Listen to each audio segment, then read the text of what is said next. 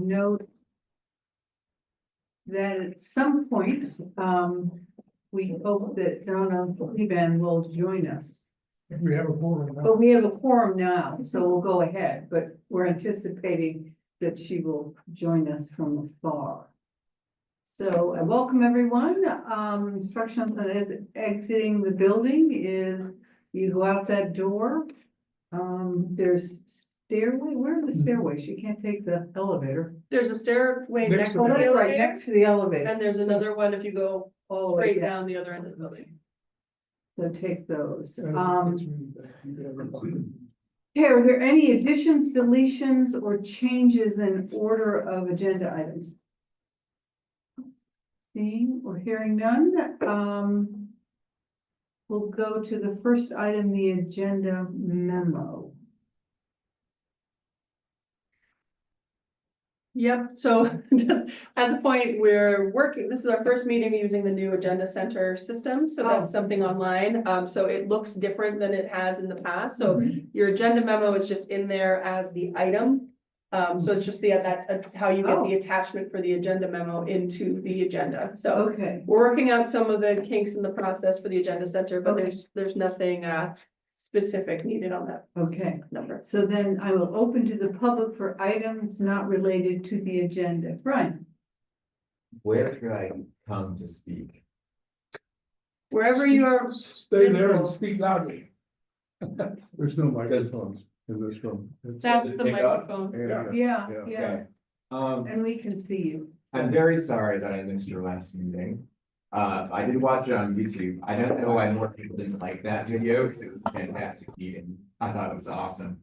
I took a lot of notes, which I won't go over here. But one of the things I picked up on was, there's a really good question. Helen, I think you asked this, to Jesse, is there anything that keeps you awake at night? Oh, yeah, I did. Oh my gosh, you know what? I don't know. Jessie clearly gets a good night's sleep because she performs very well at this job. I do not get a good night's sleep. There are so many things that keep me up at night. But the three things she said were the paid parking issue, Mhm. the need for infill, will get harder as we go through, and we need the right tools to make sure that it happens. And then how we present ourselves to the public and being positive about this was sort of my summary for third point. And like, I have a hard time being positive. My role here is to be critical as much as possible. I'm not writing letters to the editor because that is about people in politics. I'm here, but basically giving you a hard time, giving you acid reflux so that you really like take this seriously and put a lot of grit into how hard you discern things. So, I take a very different stance than Alana and Jesse on how the tips come out so far. The density is too low. It's okay to say that there's 43 units per acre on a site that has housing, but if you're not including the stormwater treatment areas, then you're not taking the actual density into account. The density in TIF is low. It's really low for a downtown. You don't get the kind of walking. I do like seeing the consultants who drew up a very nice walkable plan. It was pretty bad. I'm glad that Paul went and discerned that with his staff to make sure that places where we walk, places that are secondary streets, we can't have streets so often. It really does inhibit vehicular flow, and we are a vehicular primary place. As we go through things and we look at Dorset Street, Williston Road, they're both roads. Dorset Street is a road, right? This is not a place where you have storefronts fronting. This is a place where the backs of stores can be. This is a place where like Trader Joe's is a great example. Like their 18-wheelers actually back in off of Dorset Street, right? That's not a place for people, that's a place for cars. But we want the interiors to really be good for people and to allow enough flow of vehicles. And so I want that thought to sort of be pervasive in the way that you evaluate the TIF district and city center and form-based code area as a whole. I don't want to get into like all of the minutia of the comments that you guys provided, but I do want to thank you guys, especially like you know, Michael, Jesse, Colin, and Donna, like, a lot of really good questions teased out, some nice answers at the last meeting, and I hope the same will happen, that everyone is like really putting their brain towards extracting as much as possible. Looking at what's on the agenda tonight, I'm super hopeful. Like, this to me looks really promising. I hope that we can make it work for the city so that the development in the future actually can cover the cost of the development ongoingly, from a tax point of view. So thank you. I appreciate the work you're doing. Thank you. Are there any other comments from the public? Is Taylor? Oh, he's with you. Okay, I'm sorry. Are you Taylor? Oh, I'm sorry. Sorry. Okay, that's where you're gonna put your stuff. Excuse me. So you will have a chance. You're not the public, right? Not the public. Okay. So, are there any announcements and let's hear the staff report? My only announcement was what I already said about the Oh. agenda center.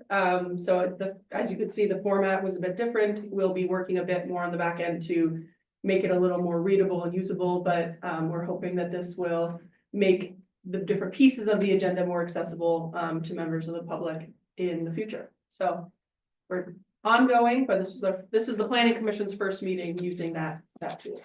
Okay, you just won't get to chair. I'll have to let Jesse know. Yeah, I think Or just- Paul's the person you should be pointing to. with I that. know, I know. He saw that and said, I I love said it. somebody else I who can can share. do this. Thank you very much. Okay. Just one quick note on my part, at your last meeting, you, were briefly introduced to our new climate action director, climate action manager, Bettina.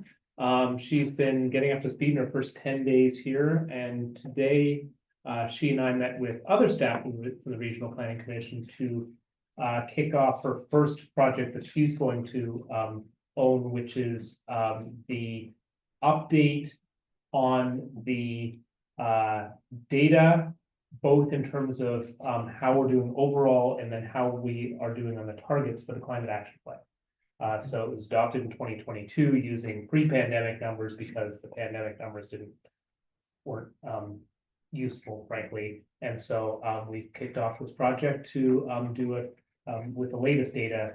How is the first, how we do it so far? So very exciting.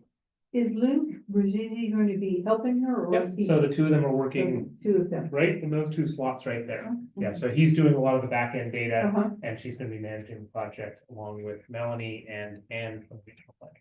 Great, Melanie have an agenda. Yeah, okay, thank you. So we'll move on to the main event tonight. And that is the CCRPC's presentation. And I welcome you. We've got Kate McCarthy and Taylor Newton in person. So please begin. Very good. Well, good evening, everybody. Thank you very much for making time for CCRPC on your agenda this evening. We're really looking forward to talking with you. I haven't visited with you before, so I'm glad to be here. My name is Kate McCarthy, and I'm a senior planner at CCRPC, taking the lead for South Burlington on the future land use map here. I'm Taylor Newton. I'm the planning program director at CCRPC. I worked with some of you on the bylaw update a few years ago. and if I can just give a quick plug, sorry to interrupt, but Kate is new at the Regional Planning Commission and she is a stellar person for them to have gotten. She has worked with the Regional Planning Commission down in Windham County. She was working with Vermont Natural Resources Council in the, what was your title there? Sustainable Communities Program Director. Sustainable Community Program Director, and then most recently with the Vermont Community Foundation. And so that comes with a lot of experience there. So we're really excited when we get to have you as our person. The RPC has lots of great staff and they've assigned one person to each of the towns to help them with this effort. So we've got Kate and Taylor, who's done lots of great work with us as well, and as the planning. So Thank you, Paul. Great. Yes, thank you. they're all the A team, but we got the A+ team. Great. Kelsey, do you mind allowing me to share my screen? For Paul? We have some slides that we're pulling up again. Thanks for the introduction. Thanks for having us here. Taylor's going to we're here tonight to talk about Act 181, which is so many more things than just the title of an act. Housing targets, regional planning, future land use mapping. Start with the agenda. It's our understanding that you've done your homework on Act 181. This is something that you've been discussing as it's come to fruition. You have some familiarity with it. So what we'd like to do for you tonight is recap what the act does, so we're all on the same page. Go into a little bit of detail about how it relates to designation programs and Act 250. And then we'd also like to talk about housing targets. And then we'll spend, that will be the presentation part of our evening. Then we'll kind of move into the workshopping phase. We'll talk about an outreach plan so that we can make sure we're engaging community members on what this future land use map looks like for South Burlington. We're also going to show you that draft map and get your feedback on some specific areas of it. All right. Very good. Excuse us. And we're off. That's fun. Any questions about the agenda? Anything, Dad?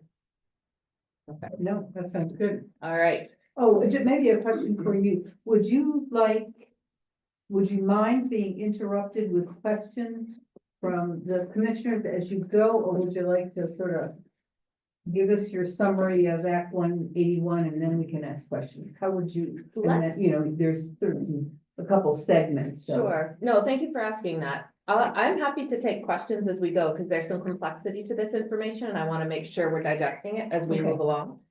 I'll keep an eye on time and if needed, we can pause questions to get to the end of the presentation. Okay, great. Great. Thank No, you. thanks.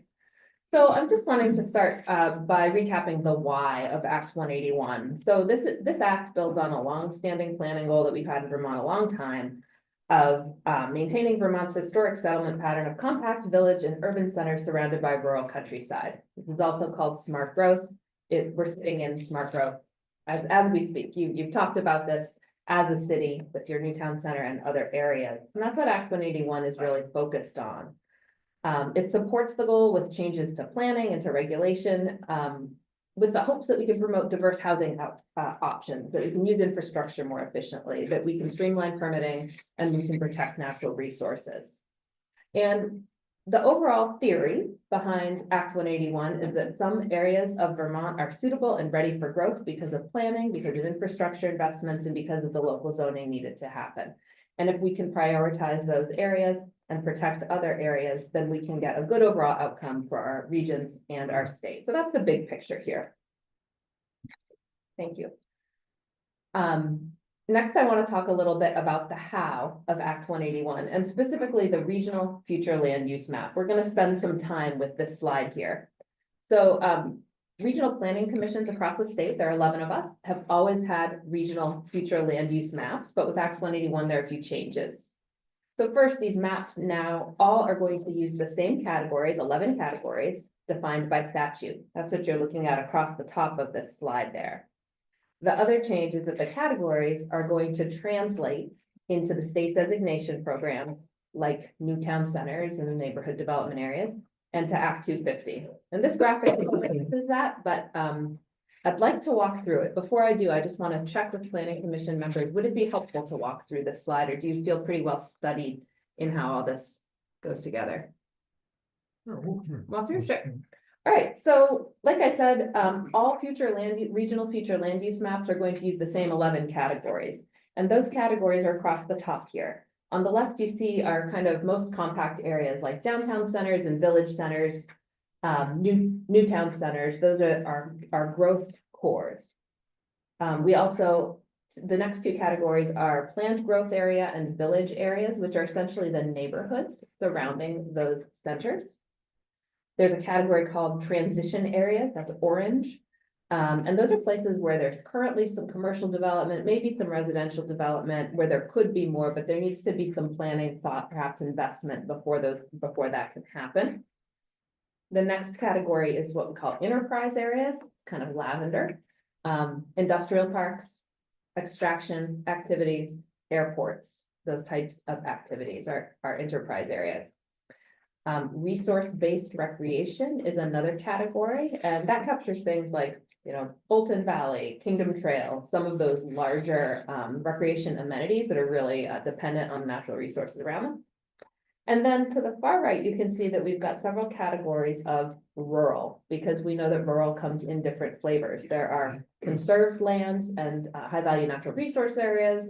There are agriculture and forestry areas, and then there are those kind of lower density, sometimes lower density residential with some working lands functions or some supporting working lands activities that we call rural general. So those are the 10 categories we're talking about. A lot of what will be going into depth on has to do with those 4 leftmost categories, the centers and the neighborhoods. So let me talk more about that. How these 11 areas relate to the designation programs is that anything that's a downtown center or village center, and that includes growth centers and new town centers, that turns into just a center in the state designation program. Anything that's a planned growth area or village area turns into a neighborhood. So we've gone from having 5.5, 6 different categories in the state designation program to 2. Those designations will still receive benefits like tax credits and priority for investments. So it's just a simplification of an existing program that ties to the future land use map. So these 10 categories also, if you kind of read down the slide, relate to Act 250. And I'll go into more detail about this in later slides, but those areas that we plan for growth, downtowns, villages, planned growth area villages, become eligible for full or partial exemptions from Act 250 if the municipality requests it. Not a requirement, but if it's requested of interest. Okay, so that's the framework. That's how the future land use map connects to designations and state investment, and then also connects to changes in our regulatory framework. And I'll pause there. Does going from however many it is, I guess 4, at the regional level to 2 at the state designation, does that in any way make it more efficient or cut down on paperwork or lessen complexity? Is that part of the plan? So you don't have 4 different programs that all require multi-paper to fill out? Short answer, yes. You've probably been through the process where you submit an application to the Downtown Development Board, you go before the board, you talk about the boundaries, you make sure the zoning is in place, et cetera, and Department of Housing and Community Development staff that, and the board then give that stamp of approval. Instead of that board-centered process, what happens now is that these centers are represented on the Regional Planning Commission's future land use map. And then once that map is approved by the Land Use Review Board, which I'll talk about in a minute, that's it. The Department of Housing and Community Development still administers those programs. And so you would still need to apply for transportation grants or tax credits. So those processes would still be in place. Yeah, I think it's a simplification of the application process. That goes away. If the RPC maps a center and our map is approved by a land use review board, you automatically become a state designated center. Something that we're really excited about also is it doesn't specifically mention it here, but there are levels of centers too that you can. We've had conversations in the past of we've been a new town center in our downtown. How would we shift over to being a designated downtown? And under the old program, there was no way to go from one program to another. We would have been creating entirely new attempts at things to get more benefits. The program is now stacked that if you were a village, you might be a first level center. And then as you do more capital planning and you get more organized as a community, you can be sort of a level 2 center and get more benefits. And then as you do more, you can be, you create a downtown association, et cetera. You could be a level 3 and get even more benefits. So it helps communities like us to, we're currently probably the equivalent of a level 2. And if we created and got off the ground the downtown organization and a few other tools, we unlock even more benefits from the state. So it's sort of encouraging communities to do more planning within the same structure. So it's, I'm really excited, and there's no limit on the numbers. That's the other part of this. We were historically limited to 1 new town center. there is no limit now. We could have more than one center, and that's going to be part of our Oh, conversation. interesting, yeah, in our region, that would be helpful for us. Right. Because we have so many different kind of. Centers, community yeah. Centers within it, Mhm. without real centers. The You opportunity might is there. have a downtown center here, and you may have some village centers Right. spread across the Yeah, community. no, that's fair, yeah. Thanks for that, Paul. All right, we'll go to the next slide. Did we do Act 250 jurisdiction? Did we get there? We're gonna You do wanna- that a you wanna little do that more one on the later? next slide, yeah. Okay. Is there something you would like to I make do- sure we flag before I that? do not. Okay. So I did mention that there's a new approval process because the regional plan and the regional future land use maps are used in new ways. There's a new approval process, stands to reason. And what that is that our plans will now be approved by the State Land Use Review Board. This is the board that administers Act 250. If you've heard of the Natural Resources Board before, this replaces it. It has new functions. They started yesterday. How many people are on there? There are 5 commissioners. They are full-time commissioners, Mhm. full-time staff, they have an executive director as well as legal staff and other staff. So once our plan is approved at the Land Use Review Board, those designations become automatic. And for municipalities that have opted in for Act 250 exemptions, like Tier 1B, which we'll talk about, that also becomes approved. So that's the approval process. Okay. I think you know this, but I like to point out that creating a regional future land use map is not a new activity. There's our current regional future land use map on the slide. Act 181 is just a more specific process, but very much like we've done our past future land use maps in collaboration with our communities, we're doing that through this outreach process with you and through other parties in the community who should be able to weigh in on land use and think about the future together. All right, next slide. So now we'll talk a little bit more about Act 250. So first, you may have heard that that with the passage of Act 181, there are interim Act 250 exemptions in place. And the legislature put these in place to give the RPC, the Regional Planning Commissions, time to do the future land use maps and to promote housing in the meantime. So this slide shows that there are 2 different types of exemptions. So for example, the location-based exemptions within a new town center, any project of 75 housing units or fewer is exempt from Act 250 under this interim exemption. Similarly, transit corridors, 50 units or fewer. You have a transit corridor in South Burlington that this applies to. Also some type-based exemptions right now. These go through 2020, beginning of 2027. If you convert a commercial project into residential for 29 units or less, exempt. If you convert a hotel or motel to affordable housing in particular, any scale, exempt. Accessory dwelling units, exempt. Always have them. Yeah. So these are in place now.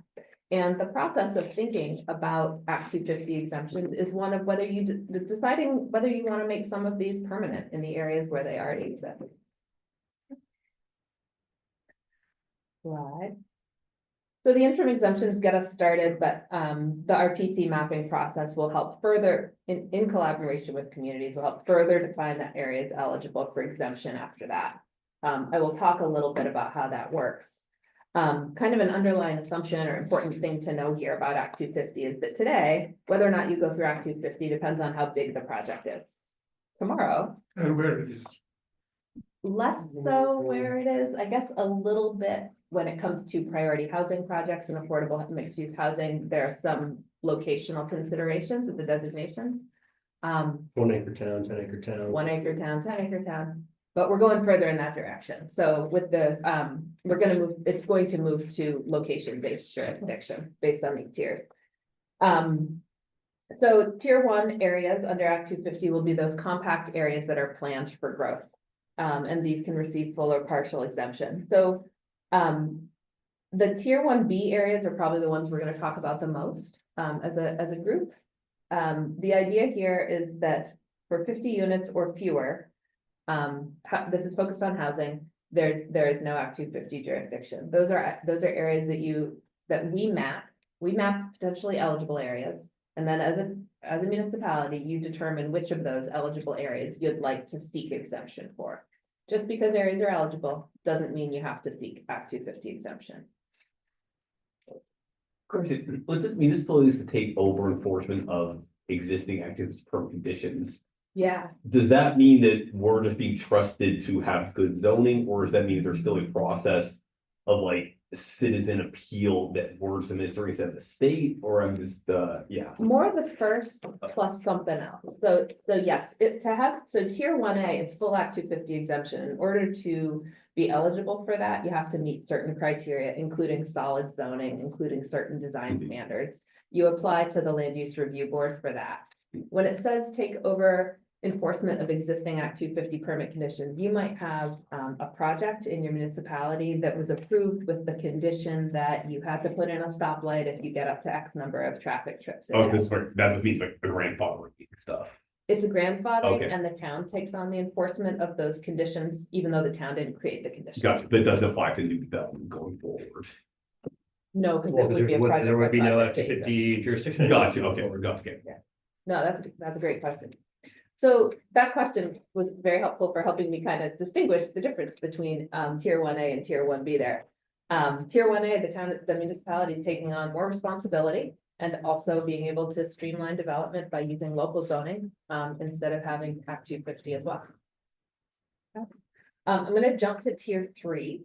Tier 3 is kind of the opposite. That is what happens with that. That is increased Act 250 oversight for regionally and statewide natural resource areas of regional and statewide importance. Those are areas that could be more harmed by even a small amount of development. Those tier 3 areas are not on our future land use map. That's not part of our mapping process. There's going to be a rulemaking process at the Land Use Review Board to define those areas. Okay. So there'll be statewide definitions that apply. Yeah, so the Everywhere. Land Use Review Board's gonna go through a rulemaking process to define what areas are tier 3. And that's gonna be separate from the development of our regional future land use map. Would that be our NRP? Similar, No idea. natural resource protection I mean, it depends on what, is a zone that we have. Right. yeah, understood. I mean, it really depends on what the Land Use Review Board determines Uh-huh. in terms of natural resources that should be included in tier 3. And we don't have much of a sense at present about what natural resources. And we'll a consider. community can't have more rigorous.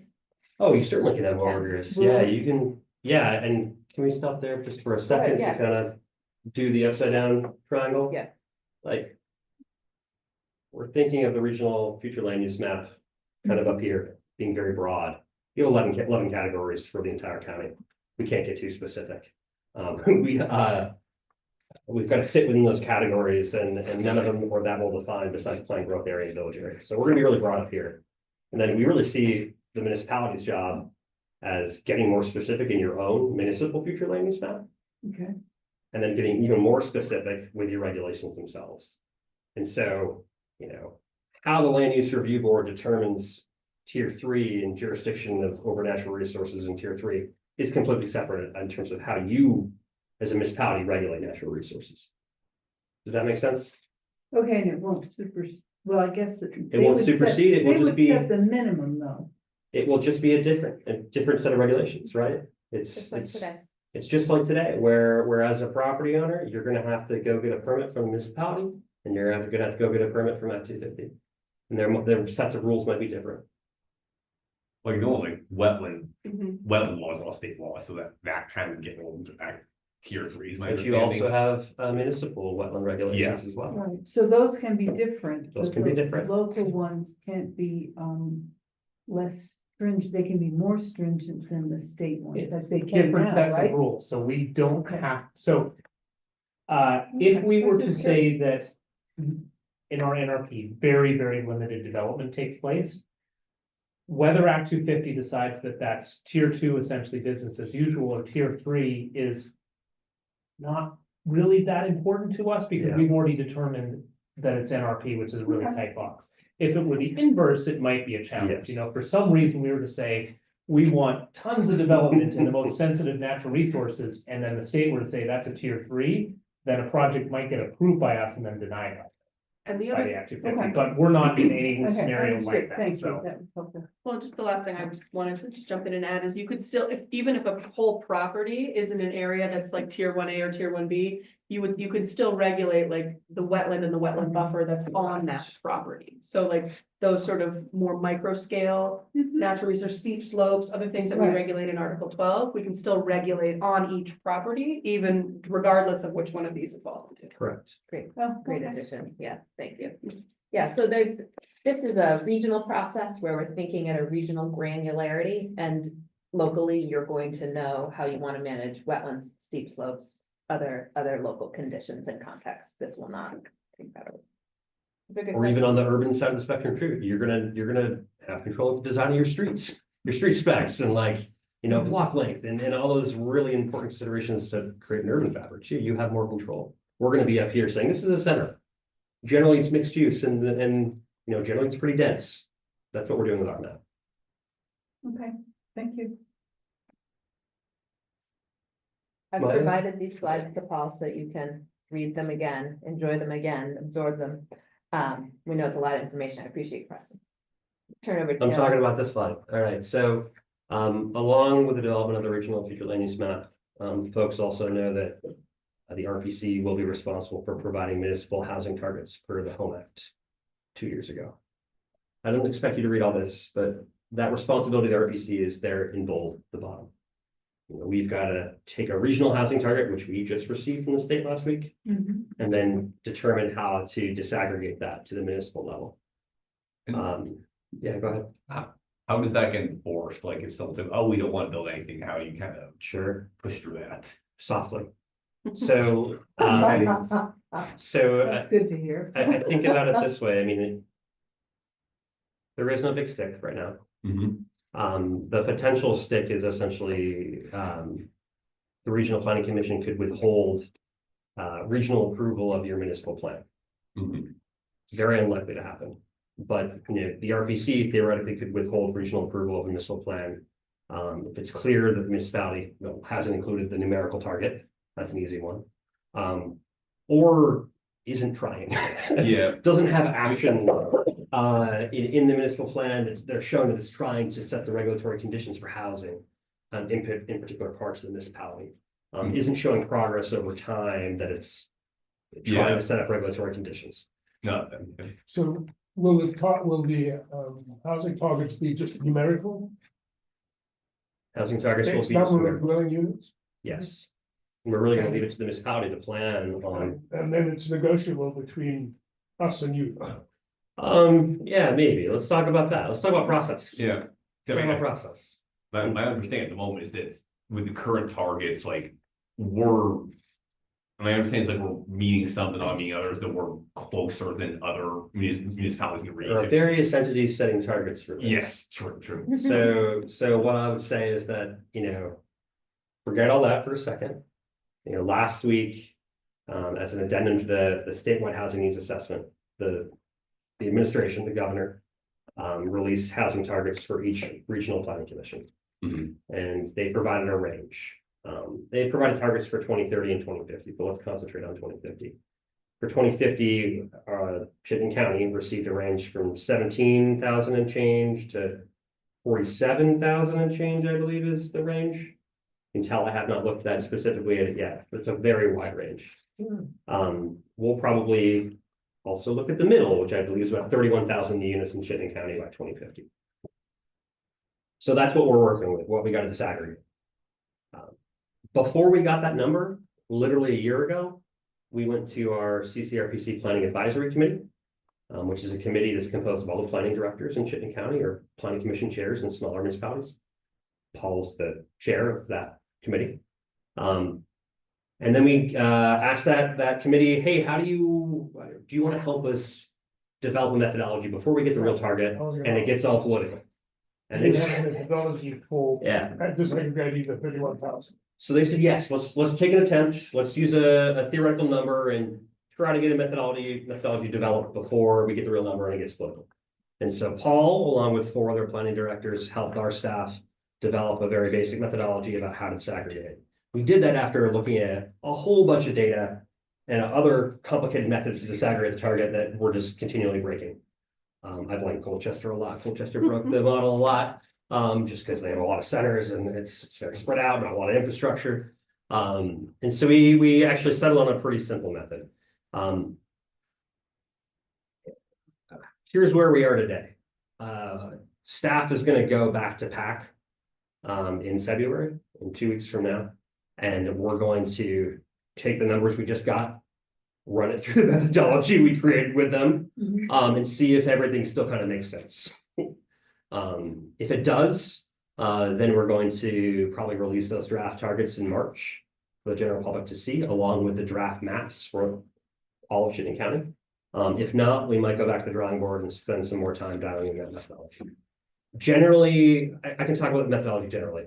You know, we've really divided our municipalities into 3 different buckets: our urban municipalities, our rural municipalities that don't have any infrastructure, and then our municipalities that are a mix of urban and rural. And South Burlington's in that last category.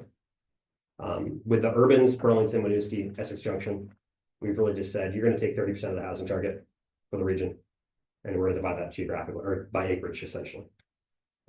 With our rurals, we said, right now the rurals compose about 10% of countywide housing stock. We want to bring that down to about 5% because they don't have any infrastructure. We want this talk about targets to spur conversation about infrastructure in rural Vermont around villages. But we're going to plan in 2050 to have them decrease from 10% to 5% of the countywide housing stock. Increase in their, Right? Anything new. So we're Okay. saying that by 2050, housing stock in those rural communities will Westford or compose. something, go up 10%, West. no, 5%? We're saying that That you'll land in 2050 at them 5%. having 5%. of the whole countywide. It's housing not stock. the new, it's of the total number. In Oh, 2050, rural towns will have 5% when they currently have. Thank you, Kelsey. Wait, so then, As the overall amount of housing increases, We- it will increase in areas planned for growth, and so the relative percentage in rural areas will Will decrease. decrease. hang on, if I'm understanding, to go from 10% to 5%, the county, assuming zero growth in those areas, the county Not population assuming. have to double. And roughly. yeah, which is not 30,000 units. Like, we have more than 30,000 at the moment. But you see what I mean, like, we're going to have. Yeah, sure. Wait, I So thought it was 5% of the growth over the next No, of 25 the years total. would be in the region, would be, because if they're column. of the total. Let's talk to PAC next week. It was supposed to be at the total. And so we're saying that essentially, sorry, it is, no, sorry, it is 5% of new. Okay, 5% of new, you're right. Which It's means half 30%. of its historic Correct. proportion Correct, you're is right. the, yeah. it's not- okay, okay. And so that leaves 65% that would be allocated to those municipalities that are a mix of urban and rural. And in those municipalities like South Burlington, we're going to rely on the map to help weight the target for the municipality. And Yeah. so if you have geographies that are identified as centers or as planned growth areas, you're likely going to get a higher target than a municipality that has infrastructure, but only a very small geography is a center or a planned area for growth, like a Richmond, let's say. They have infrastructure, but it's only over a very small amount of municipality. They're very topographically constrained. Oh, Are you okay taking a question from the Sure, public? yeah. Okay. When I hear the distinction based on municipality, and how third category is sort of like a mixed municipalities like us and Milton. Obviously. We have places that have infrastructure, Milton has places that has infrastructure, Yeah, and there are places without infrastructure. yeah. And so. Why is it being set up in a way where those municipalities are their own category rather than looking at the weighted percentage of area that has infrastructure? Like, are you guys looking at figures that take into account like the number of units per road frontage or per amount of water line? Mhm. When we started to get into that level of detail, particularly with municipalities like Colchester that don't have wastewater over a lot of it, it kind of broke the model over and over again. Gotcha. And it felt like it was really hard to be fair. And so, that's why we erred on the kind of the side of being simpler. We thought about proximity to like employment centers and things like that too, to also consider in creating a target. I think the reason, at the end of the day, the reason why we stuck with a more simplified method is when we ran a test number of 25,000 units. when we were testing this methodology last year. It looked pretty fair and it looked pretty close to historic growth patterns with a little bit of a push in those municipalities that have infrastructure, including the urbans. Mhm. And so that, and just talking to PAC members, that seemed like it was not too much of a stretch for folks. It seemed pretty fairly distributed. So yeah, that's And so, trying to understand this was still like by looking at the municipality level, but was it clarified, was it or was it not looked at in terms of areas that have water and It was looked wastewater at, yes. versus areas that only have water versus areas that have neither? all of those things, yes. All of And those so, things. and And that was so, more complicated. so yeah, so those municipalities that have a mix of urban and rural. Those areas that have water and wastewater in not the centers or planned growth areas kind of further that. And it's those areas that will receive more weight in terms of the target because they have more infrastructure. Those areas that are village areas just have usually just water or good soils. They're going to probably receive a lower weight. Same with transition too. They may or may not have infrastructure. So they get lower weight. Okay. Bring it back in. Yeah, Okay. thanks. Thanks. All right, so have I talked about this enough? Yeah, so PAC looked at a bunch of data. We decided we're gonna try to keep it simple. And it seems to work, but we're gonna retest it now that we have that regional target as of last week. Can I just ask a very,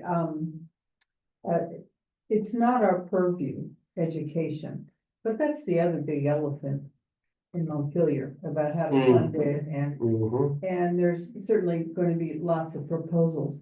So as you assign this housing to the big district or to our district, which potentially is different than an educational district, how does that, are they thinking of how changing the education and where kids might go? I mean, South Burlington, I think, is the only town, or maybe Woodstock is the other town, that's had a growth in school population.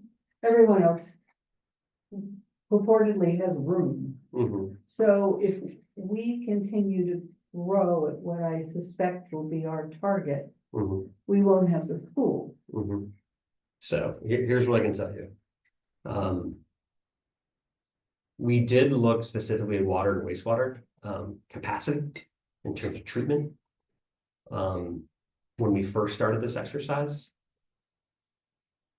it became pretty clear to us that in most municipalities, those systems had enough space, at least over the next 10 or 15 years. And that, we kind of made the call of, all right, within 10 to 15 years, that gives the municipality enough time to start planning, to figure out how to increase capacity. And we talked about schools as well without really doing much analysis about capacity.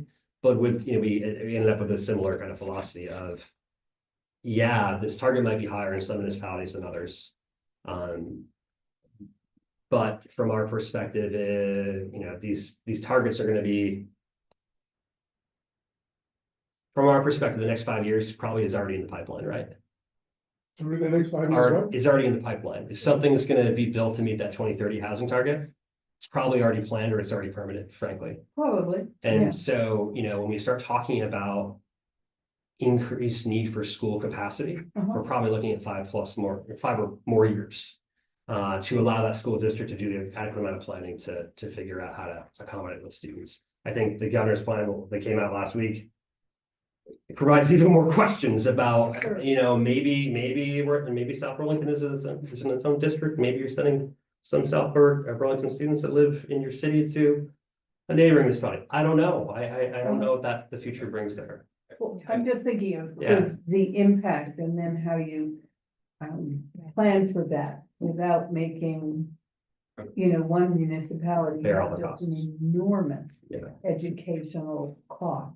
I guess what I hear you saying is that it's kind of a long runway regardless For this, yeah, for the really. education conversation as well as the infrastructure. I guess I'd also argue that not to diminish the issue, but I mean, in a state that my understanding is we're the second oldest state on average, Yeah.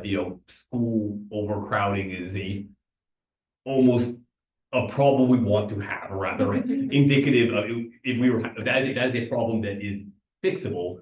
a aging population with no workforce is a lot harder to fix than building a new school. Yeah. But at least that's my perspective on it. Well, except Well, I'd like to- we aren't looking for more, we don't need more students, because we don't have room for them. South Burlington, no, but the I know, region, but- yes. So we're the South Burlington Planning Commission. Sure. It's just a question, and These it's are- something Yeah, that these are somebody all needs to really be interesting. thinking about, in my opinion. No, thank you for raising it. I mean, it's an important planning question. It's growth management is not something we've talked about in that way for a while, but it could become another conversation. Okay. I guess if it pleases the board, I'd like to shift gears and talk about your outreach plan. Okay, so you received the outreach plan in your packet. Is that Mhm. something that Yes, folks have we looked did. at or have available? So the idea here is, within Act 181, there's a call for meaningful participation. And we've always tried to do public participation in our planning. It's been a requirement and it's the right thing to do. And this calls for an even more thoughtful approach, especially trying to reach folks who have not been reached before.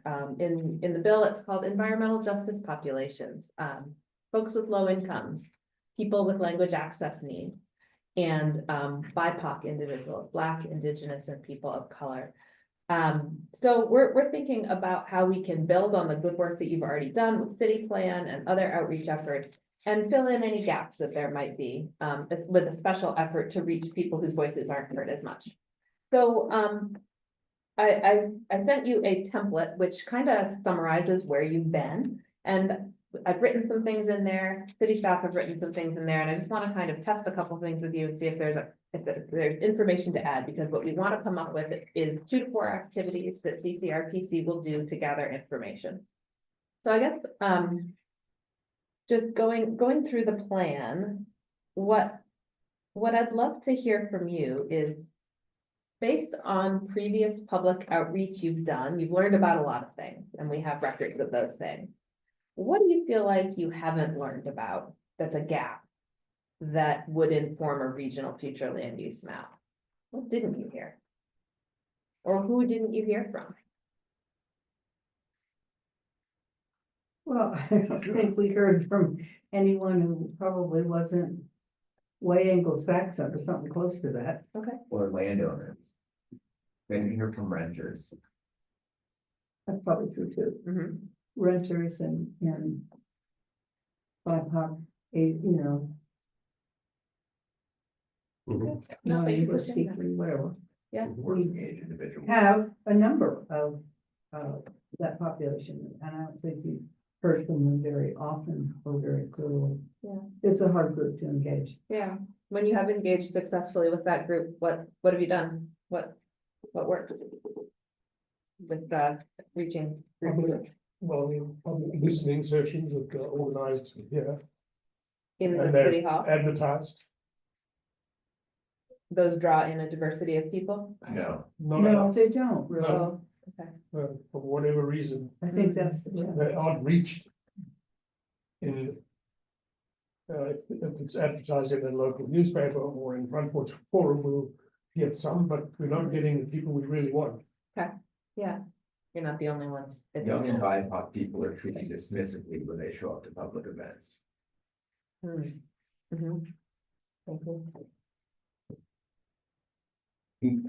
I don't know if this is completely out of scope, but, or this might be too hard to implement, but it does occur to me that for a city that has a ton of people commuting in from farther out, Mhm. and I'm just, if someone is working, a fairly low wage job in, the University of Albany's, commuting in from St. Albans, I've got a hunch they probably prefer to live here and probably living up there because they can't afford to live closer to where they work.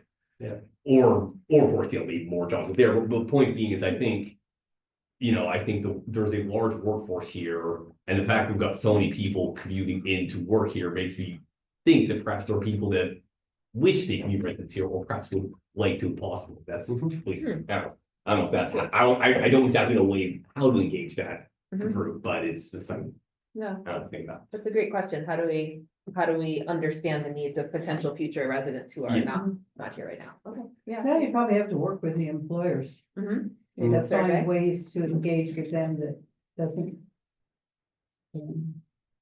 is acceptable Sure. to their employer Yeah, no, and the individual yeah, as well. okay, thank you for that. Thank you for that idea. When we have we have the whole street closed off with food trucks and so on, that's where we get people from all over Mhm. the city. but Celebrations, it's difficult to capture. but there with a map. What time of year are those? So you're talking about, community gatherings, celebrations, what, In so the summer, we have every every summer? Thursday, is it? Well, every Thursday we have The thing at the something at the park. park, but then once a year we have a celebration here on Market Street. Yeah. Okay, I think you're referring to Illuminate. Yeah, okay. We'll probably, I should have said at the outset, we're probably gonna be doing this, February, March, April. Some of our outreach. Are there any, events that we should definitely attend? Or where we might reach folks, where people will be anyway, where we could gather yes. information? In summers. Well, Halloween that's is February, sick. February, March, and I April. mean, I think, Juneteenth are would when- be one we had, but that's in June. Yeah, we're starting to get kind of late in our So schedule. that's a Yeah. little late for your schedule. No, but if we have some a staffed area Mhm, in the park mhm, every Thursday mhm, for this purpose, to invite people mhm. Winter to talk carnival, about. winter carnival, any Okay, winter thank you. community events? No. The rec Me. department runs small events, but I don't Yeah. think there's any large. They're doing a community dinner on February 20th. Oh, yeah. Okay, So there's a big community dinner happening that night, and then there is every Wednesday, the senior center has their lunch, which is not a huge group, but it's not a But it zero is a group. group, yeah, that's like 30 or 40. It depends. It can be up to like 60 or Yeah, 60 plus. yeah. Mostly retirees though, huh? Yes, It senior center. may be people who are already engaged, but there's pre-town meeting day. mhm, Yeah, yeah, yeah, for sure. okay. And then there may be events at schools. I guess. Yeah, I was just gonna say, I would think the schools might be. I mean, it's hard to engage with them because they have their own curriculum Yeah. and they're set, and they don't necessarily want the city Mhm. nosing into, Well, the PTOs might be receptive. Mhm. Good idea. maybe. Yeah, I mean, the PTOs are just that one level removed from the administration of the schools, like from the school district. Yes, I was just thinking of how you would hear from teens as well as, perhaps their parents.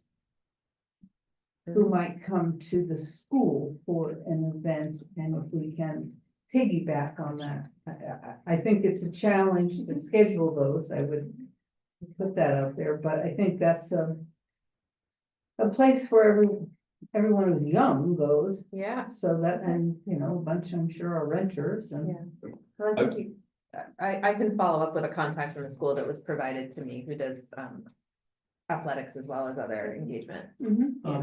Once, go. I was also gonna say, this is less about a venue and more about how, when you're at like this place in this booth, how are you pitching the problem?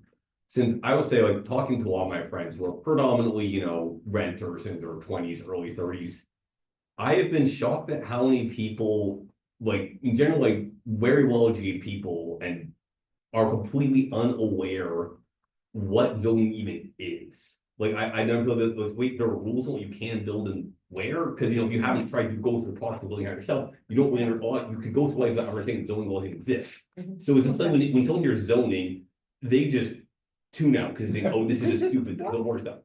The thing, however, that every single person my age is worried about is housing affordability. Like, everyone my age is just like, I will look at the numbers, I am going to be renting until I die. And that is something that everyone in my age is stressed about. Mhm. So I think in my personal opinion, if you want to engage younger people, and especially renters, put housing affordability first and foremost, because that's an issue that's absolutely, like, everyone is in agreement that is a problem. Mhm. Or at least everyone who doesn't currently own a house is in agreement that that is definitely a problem, which is renters. Yeah. Thank you. Thank you. I think that's good. I have a couple contacts and other things I could do. What I'd like to do is take this information, fold it into the outreach plan, propose some outreach activities, including the rec department dinner on the 20th. And get this back to you for your thumbs up. A couple of other ideas that just occurred to me over the weekend. The library does a once a month concert series. And I went this past weekend, it had to be 80, almost full auditorium. And they've got several others coming up over the winter, so that might be a Saturday morning Great. possibility. Mhm. And then Illuminate Vermont is happening again this year, it's at the end of April, so that may still be in your time. Okay, thank you. All right, Can I add one thing up there as well? So I mean, I think. Yeah, the object of this outreach is to, engage with these specific communities we don't typically hear from about the map and a little bit about the targets, but. The reality is, I know we're gonna hear about housing affordability. I know we're gonna hear about natural resource protection. We're gonna hear about a bunch of other things too, and that's okay. We're gonna document that too, and. We're doing a regional plan update, and this is just 2 parts of it. And so, we're gonna take the rest of that feedback that we hear and try to integrate it the best we can into the regional plan. That makes sense? Yeah, perhaps what we're saying is that is. Yeah. The way to get people to care about land use Mhm. planning is. Talking about affordability. Yeah. Yes. right. Yeah. I appreciate that reminder.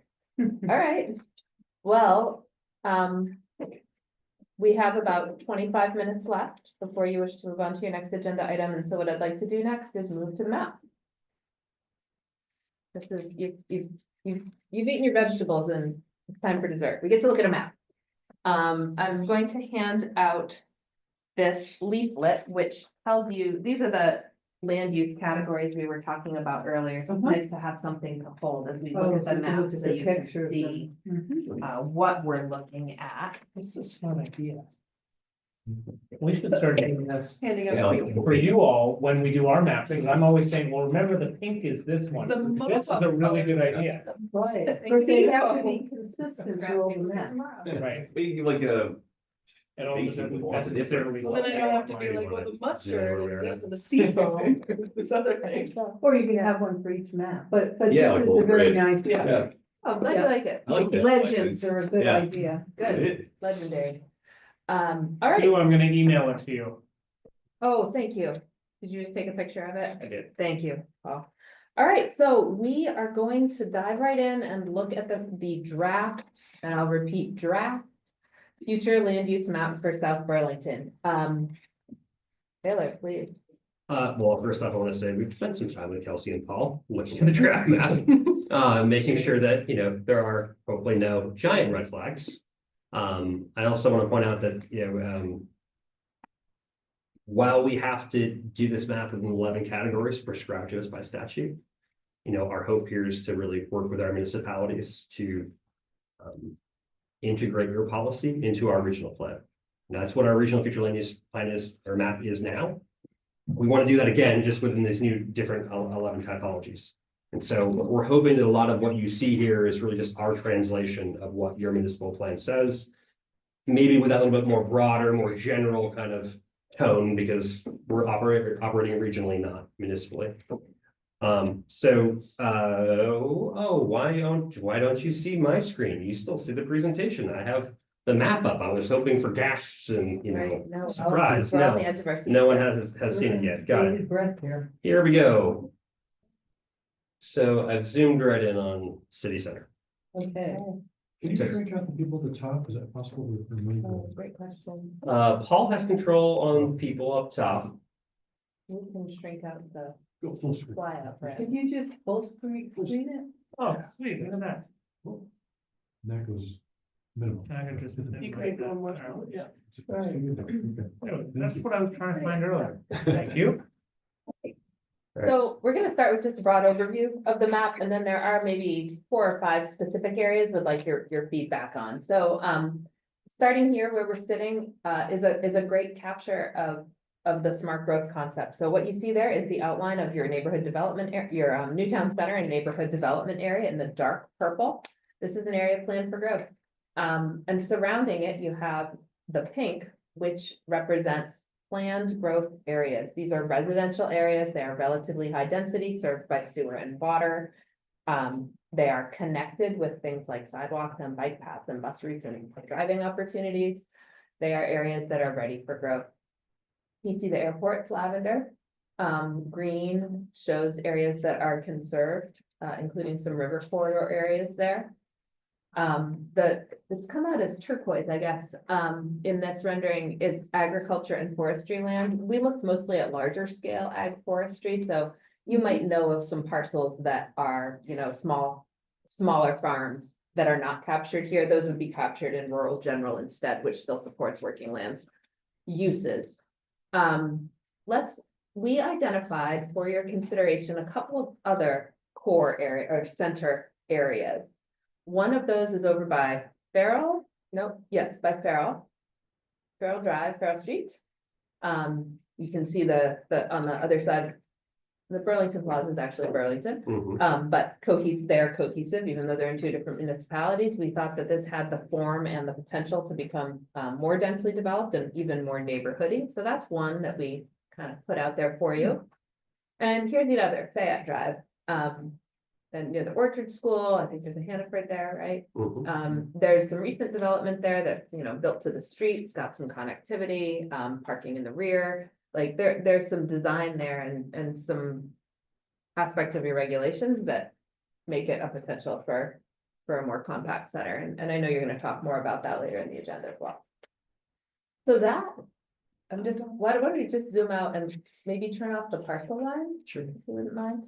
And we'll just give you, 10 seconds to absorb that before we start asking specific questions. Okay. I think I like better with parcel lines. Do you You like like it it better better with with the parcel lines? They're good references. Okay. I guess you're really. I like the parcel lines too myself, but Yeah. you tell me. Yeah. Yeah, maybe zoom it in a little bit. Do you have a layer that has streets rather than parcel lines? Oh, our map viewer is still under development, Paul. No, I don't have streets as one, no. Okay, that's good feedback. Maybe this is a procedural thing. Why is, okay, I can't really talk about. Why is it country club conservation and not resource? Resource-based recreational area? Burlington Country Club, Yeah. for instance. The land Yeah. the land is conserved, right? Am I mistaken? Let me take it, yeah. I will say that in general, we have not made golf courses resource-based recreation, owing to scale, compared to a ski area or a large trail network or something like that. We haven't been considering that a natural resource based. It's an outdoor activity rather than a natural resource based Interesting. I guess I just think of, when I think conservation, I don't think essentially a very large lawn. Yeah. I think you have a point there. So shall we follow up on that one? I think golf courses and even large parks, we've kind of had to determine, all right, is this park more of an urban park? And should that be planned growth area or center? Yeah. Versus is the intent of this park to really be more being in the natural environment or being on a country club in this circumstance? In those circumstances, we've aimed for rural conservation. Honestly, statutory guidance isn't very clear about what we should and shouldn't do there. Yeah. I'm more trying to understand the categories at this point, so I'm still on page on the applications already anyways. Ryan has a question.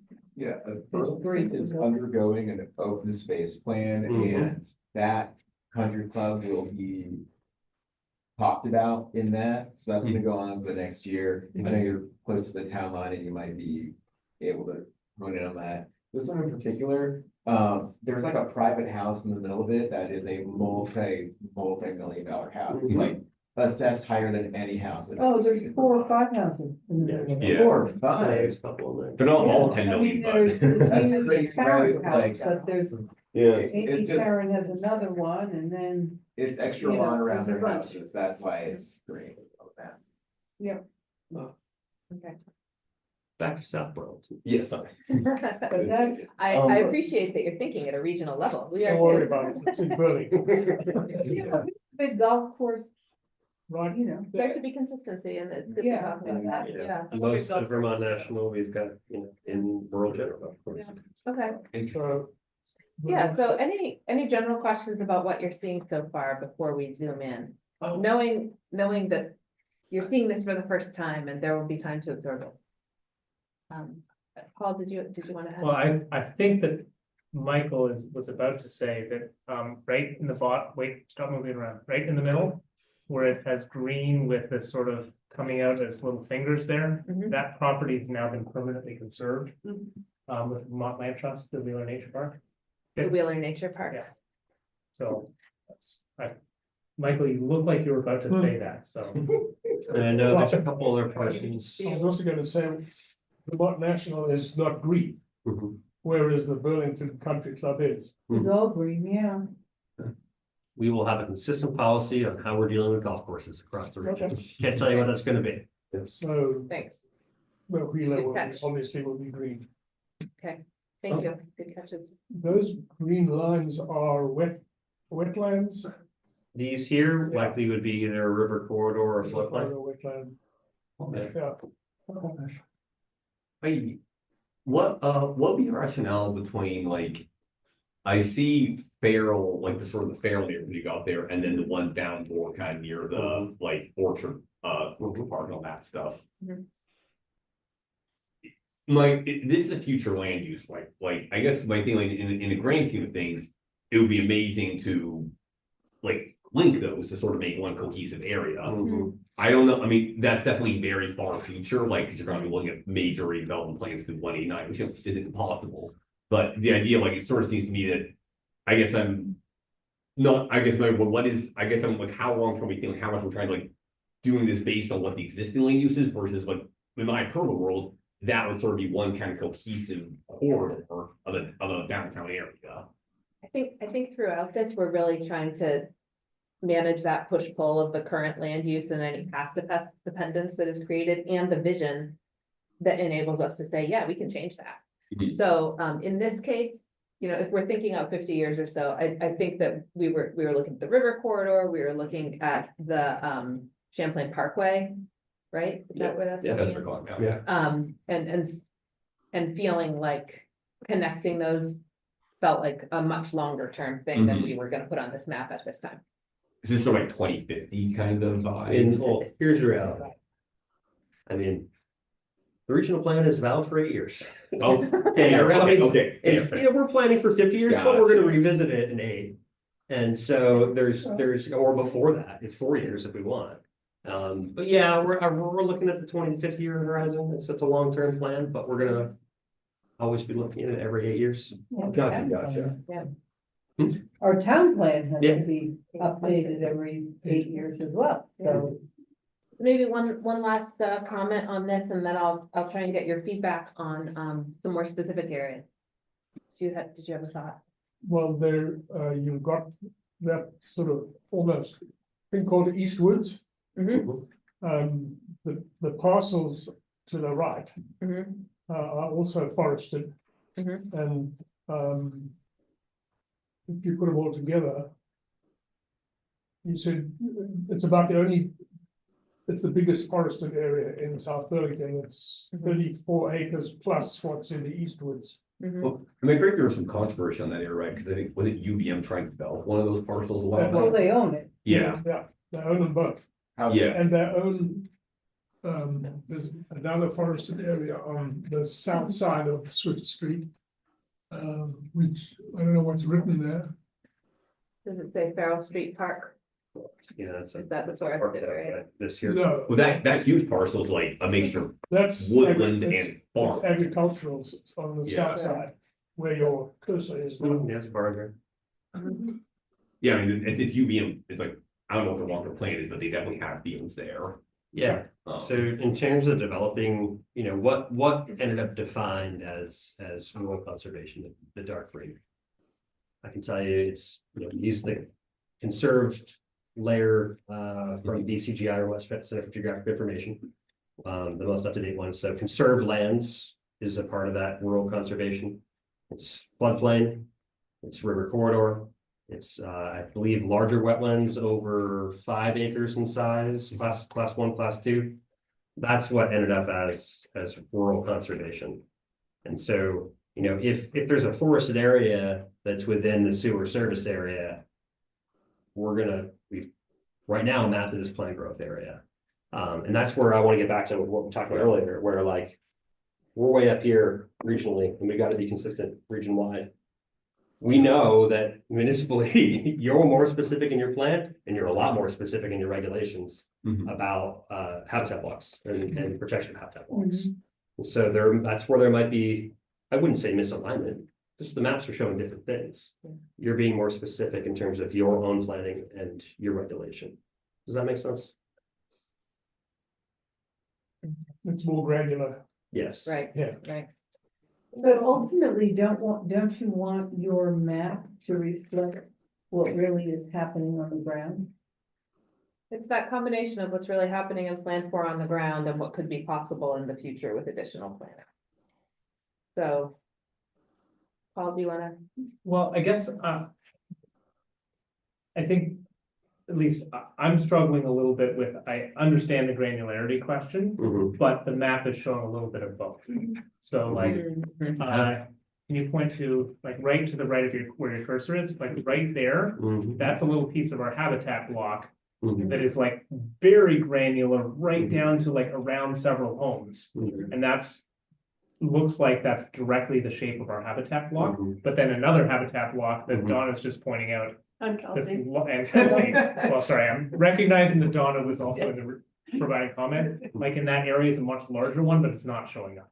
So like, it's a like, same data is being shown differently. Right. And so that's, Is this through a service area right here? maybe. Hang on. So some of these. But we do know that some of those areas up above where I was pointing under the word Kennedy, that is not in the sewer service area. Right. There are Okay, areas so that we are need to shown as, adjust that. there's areas shown as pink Right. to the east of Eastwood, south of the word Kennedy, Where your that cursor are is, not in the sewer service it's known area. as the inland. So right where your cursor is, a Mhm. little bit to the right of that, like that whole area is not in our sewer service area. Okay, and you got us the newest sewer service area, J9, right? Okay. Okay, we'll look at that area, and we'll keep in mind the granularity questions. We're figuring that out as we refine the method of, how we apply the rural. And doesn't our future land have to make a blur apply to it for this reason? Paul's blurs, yes, we're Yeah. familiar We with do Paul's have, we blurs. have a fuzzy future. Yeah. land. Yeah. Theirs is not a fuzzy map, ours is a fuzzy map. Mhm. We're, But they're probably not gonna be. they're not, the Yeah. state won't probably. We're not gonna be able to get a fuzzy. Got Might not be Gotcha. able to get away with that. Is Donna on voice too? I just want to make She's sure if she has some questions. There's so much on the screen, I can't Really? tell if she's raising her hand or has a question. Yeah, I can't, can you hear me? We can, yeah. Yeah. Oh, good. Okay, good. Well, somehow let me know if you want to ask a question. Yeah, I can't find any way to raise my hand on this thing, but Well, I'll just say something if I have a question, I guess. okay, please do, because I can't recognize you either. Yeah, and you can't see me because I have the camera on, but apparently See not what's right now. Maximize the screen, so we could. We can hear that you're connected to the intercom. It's like, Yeah. we Oh, can- there's not a- There you go. oh, hey. Okay, well, I'll keep listening. Okay. Well, with the time we have left, so I've made note of what you noticed that we might not have seen. I appreciate that. We're gonna do another round of updates to this map.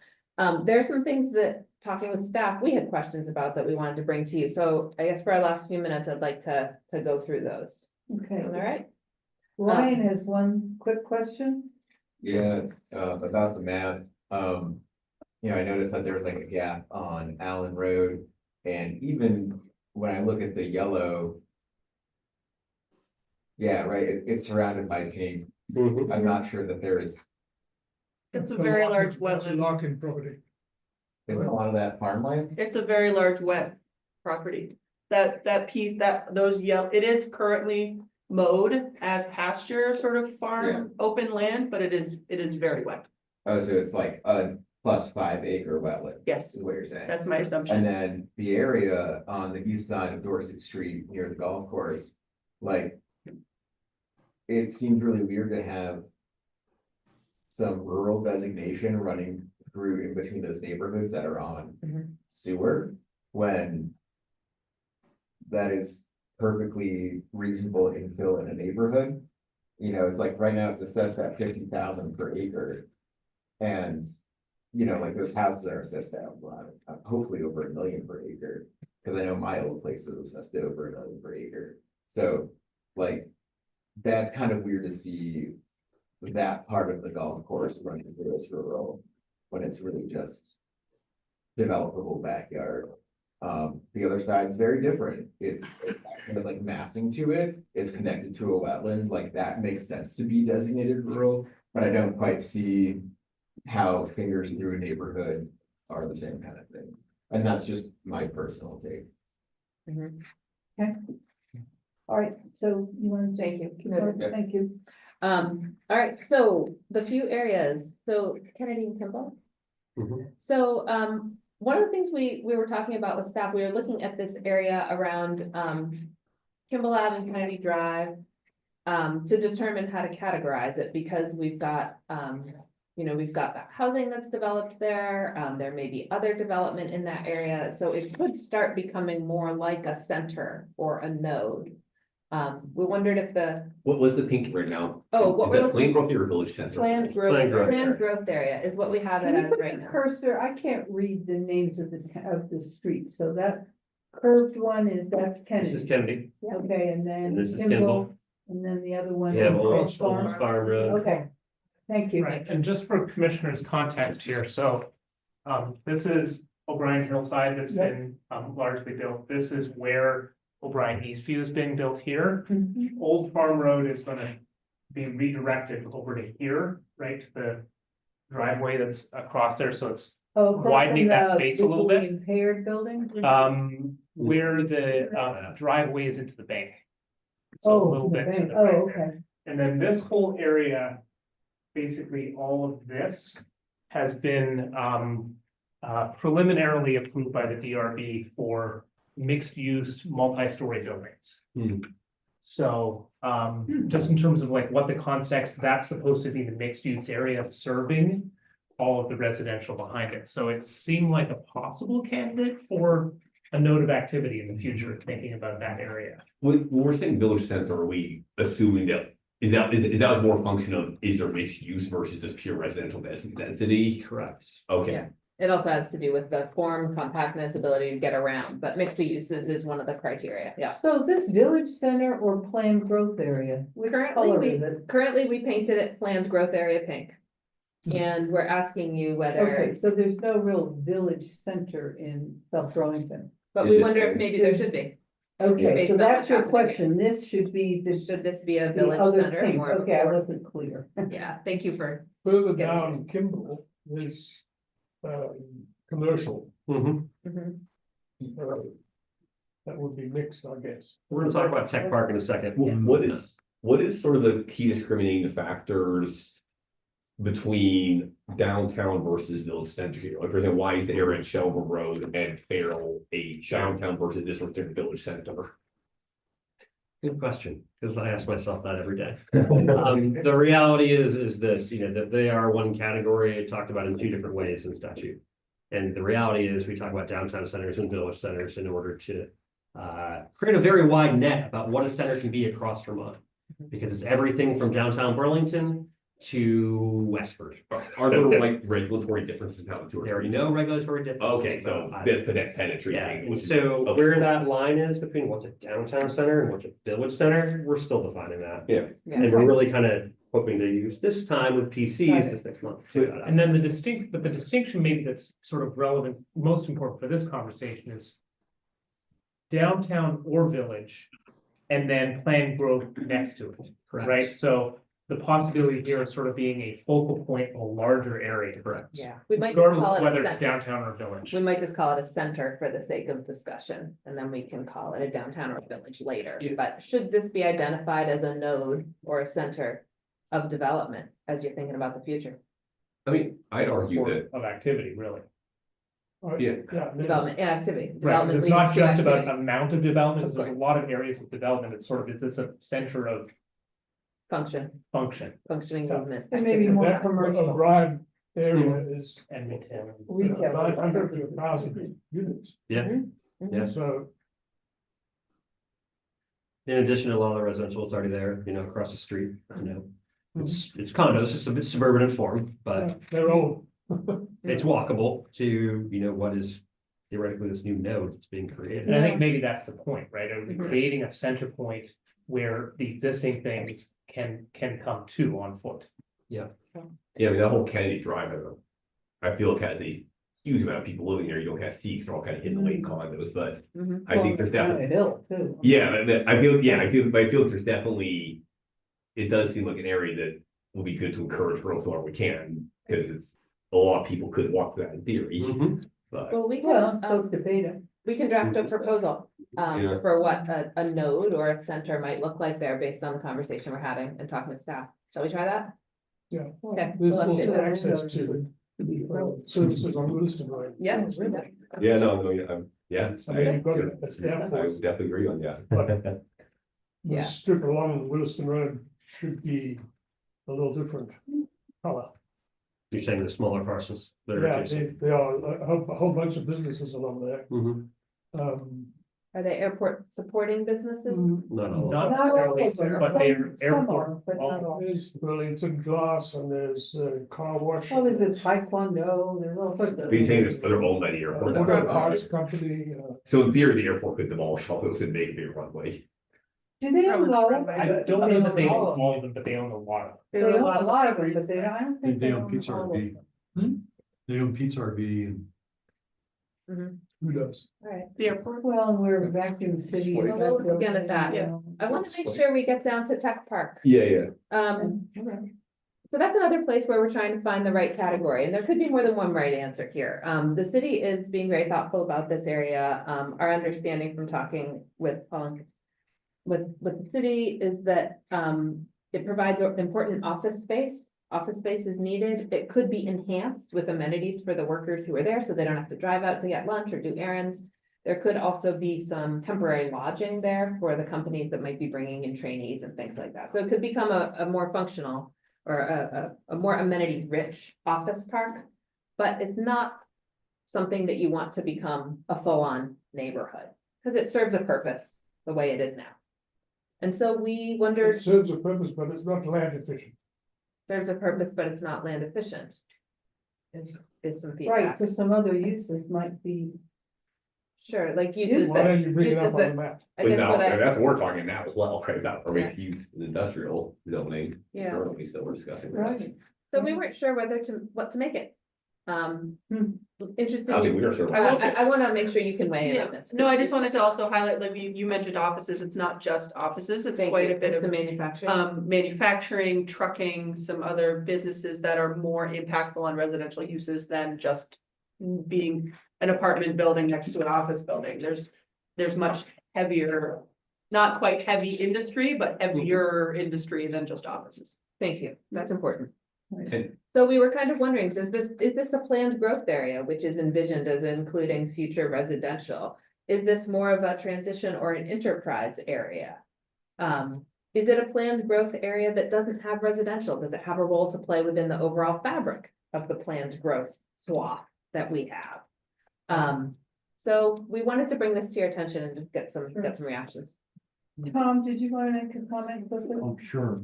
Later on the agenda, this very topic is coming up. Well, we're actually not gonna discuss it tonight, Yeah. it'll be on a It got later changed. agenda. Okay, it was on the public agenda. It was That's on, why I it's can't- always been on the public agenda as receiving the letter, not a substantive Right, discussion. not as a, because this is the first time I Well, read it's it. still relevant. But it's very Considering- relevant, yeah. Considering that what happened, I'm chair of the Economic Development Committee.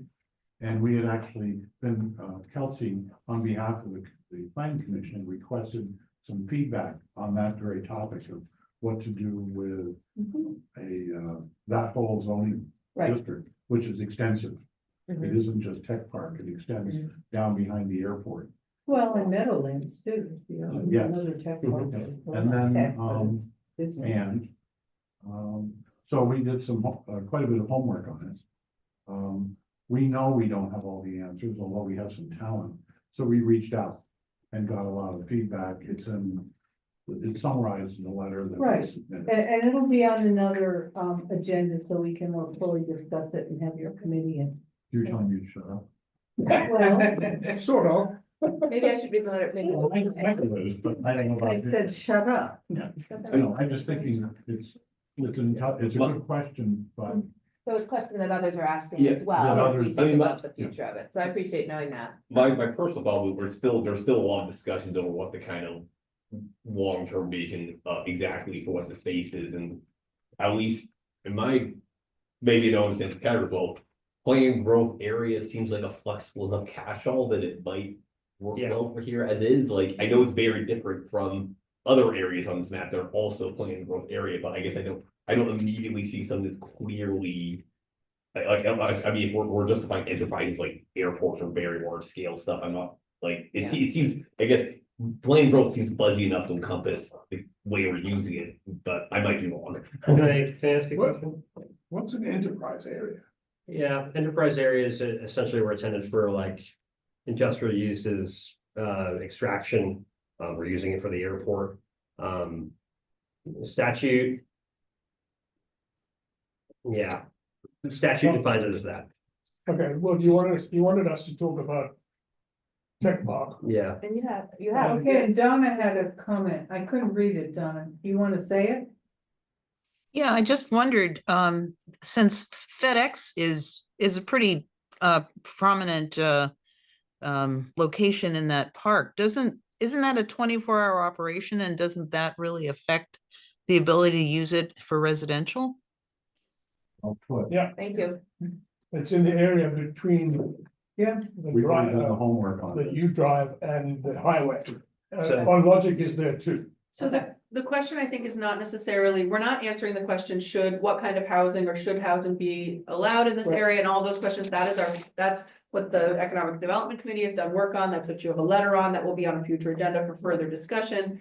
The question here with the RPC is, I think Colin hit it pretty well on the head, like these are 11 statewide land use categories. We're allowed to be more micro in how we do our land use, both future land use and our regulations.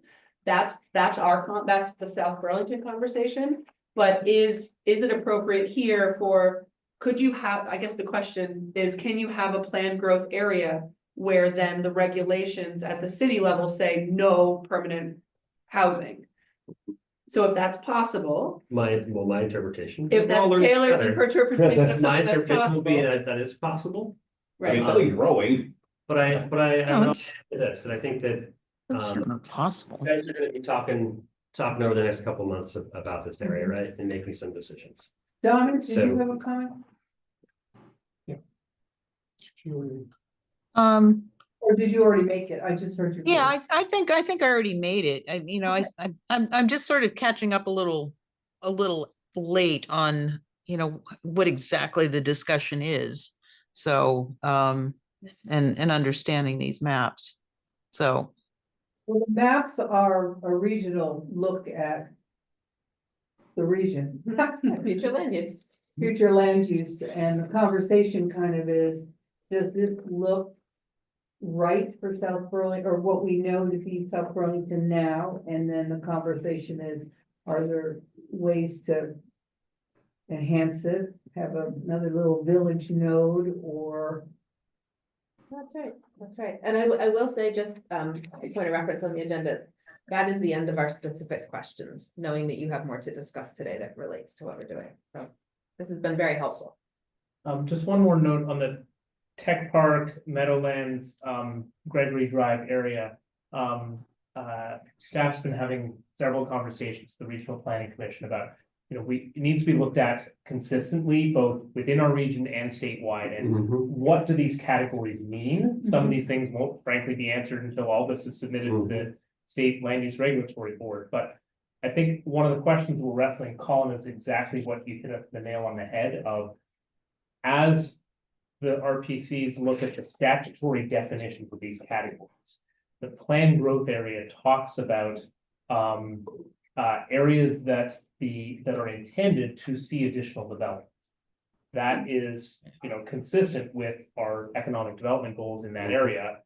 It also talks about mixed use areas for housing, areas for employment. And I think the conversation we've been having is, what's back to this granularity thing? are we talking about in a big picture that it incorporates, its employment with housing along Kennedy Drive and that we're in a large area planned for broadly the growth, or should be looked at more precisely at a smaller scale? I think we're leaning towards having it being in the planned growth area, with the understanding, and I think to Kelsey's point, that we would want to be clear that if the city's determination is that it is entirely commercial or largely commercial with some level of supporting housing or some sort of overnight accommodations that businesses need, that's not being precluded and that's not being overridden from it. So I think that's the sort of level of debate we've been having, which seems consistent with what your city plan says, with what the Economic Development Committee has recommended so far. So that's kind of where our thinking is so far. And I think we have to remember that planned growth includes business growth. We're not just talking about housing. Sure. So, But housing is the top of the list. And it's about what you call it thing, it's the, We should be flexible about mixed use, where in the industrial areas, a certain amount of housing should be permitted in a very clearly defined or designated But area. that's a separate discussion that we'll probably have in a couple of weeks. so for now, we'll keep it planned growth area. In terms of That- what that's map fine. goes public facing for comment next month, is unless you guys tell me otherwise. All right, And that okay. concludes our presentation and our questions for you. You've given us a lot of great information. You've given us a lot of your time. Thank you. And we will, Thank you. do you want to talk timeline real quick? Sure. I think as Kate alluded to earlier, we're hoping to do engagement related to the development of the maps and targets between now and June. So you'll be back between now and June? I think we'll be back to the planning commit, we'll coordinate with staff if it's back to the planning commission, if we're gonna get before city council. And what is the timeline for council providing feedback on the tier 1B? I'd like to have that happen this summer, that's our intent. Yeah, I mean, probably after June, I think we want to settle on a kind of a final map, and then we want to bring that final map to city councils. Select boards across the county to determine what areas they want to have eligible as tier 1B. So as a preview for you all, staff's been thinking thus far that, so this is a decision that council needs to make about whether they're going to request or recommend this tier 1B status, meaning limited Act 250 authority, eligibility. Our thinking in speaking with the city manager is that this is something that we would have some discussions with you all so that you can give council a thoughtful recommendation on this subject. So you can expect over the next couple of months, as this conversation is moving forward, we've been doing a bunch of work in the background at the staff level about what would this look like in terms of administratively for the city, what's the overlap, what's not the overlap. So please expect to be seeing some information to help you give some guidance to council. Okay. Tim, that's Do your you have that anticipation map? about. Do you have that map?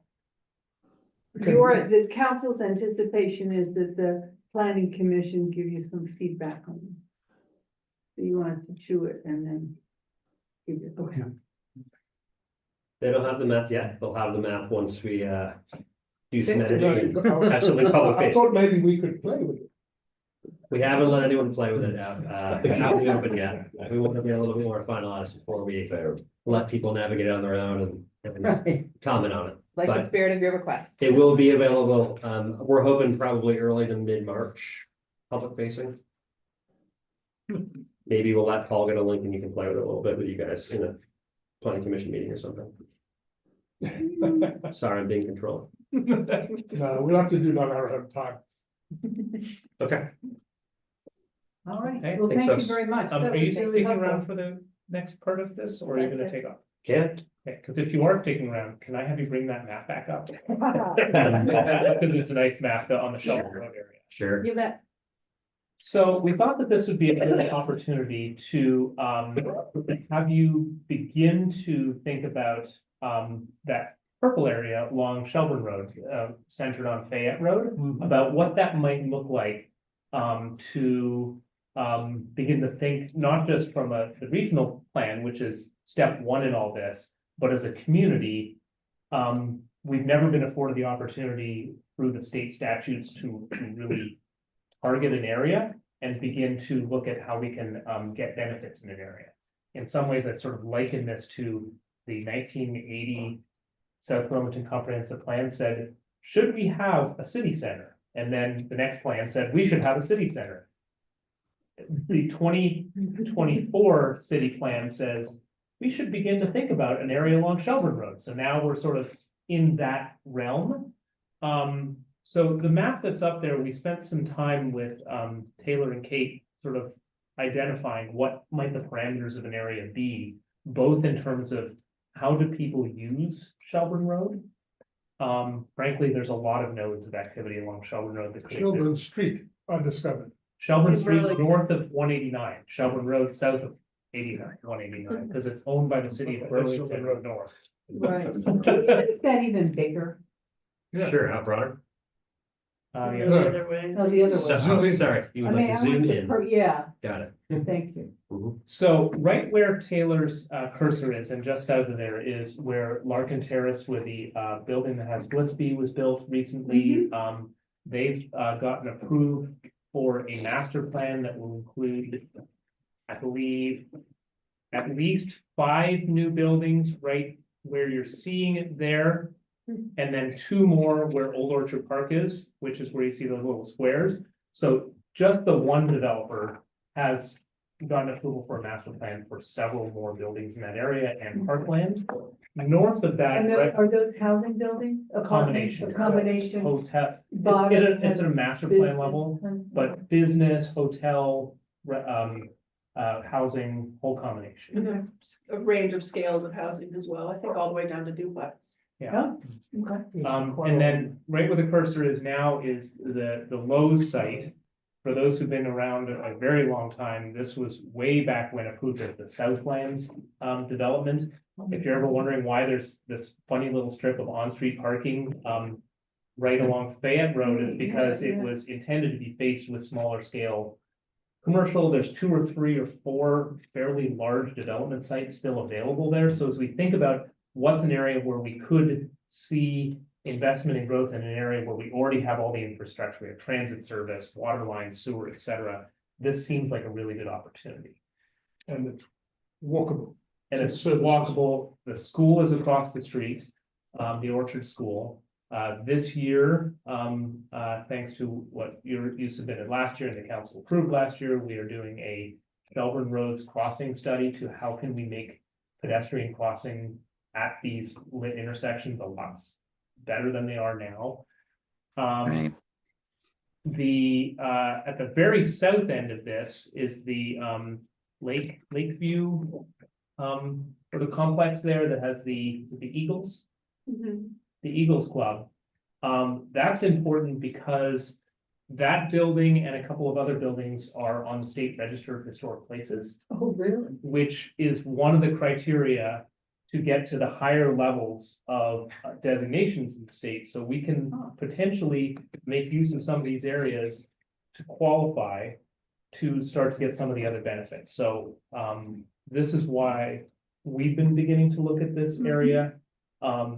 The city plan talks about exploring more opportunities, the need for more parkland. That's going to be coming out in the Parks and Open Space Master Plan that's being just got started last month. So exploring that a little more thoroughly. So thinking about how could this area be better served by that and better connected to existing. And then, I think that when we look at this area, the big other thing that's missing is there is no public or quasi-public gathering space anywhere in that corridor. There are no, Because there's several cemeteries, right? right, indoor, I should say there's no indoor. Community Because the center, cemeteries are out library, there too, yeah. event center, There's not even a place, there are no recreation space. place of worship along there either. So there's not even the sort of like equivalent of a St. John Vianney or a mosque or there's none in that whole corridor. So that, as we think about like what's missing from that area in terms of what pulls people together.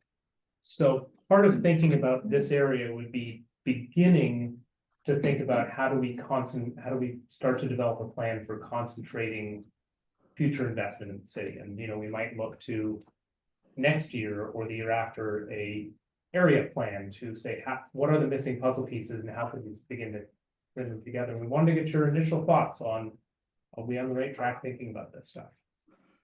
Yeah, could I make a comment?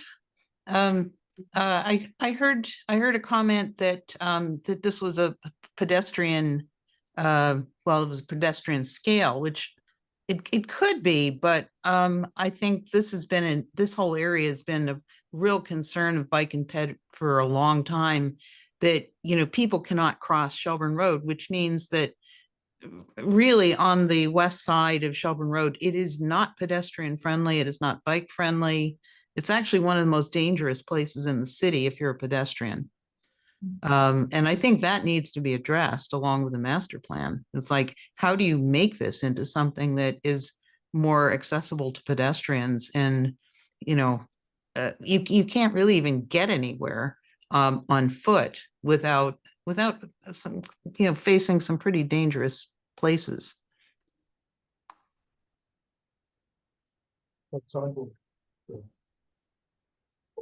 There's a train track and then Shelburne Road.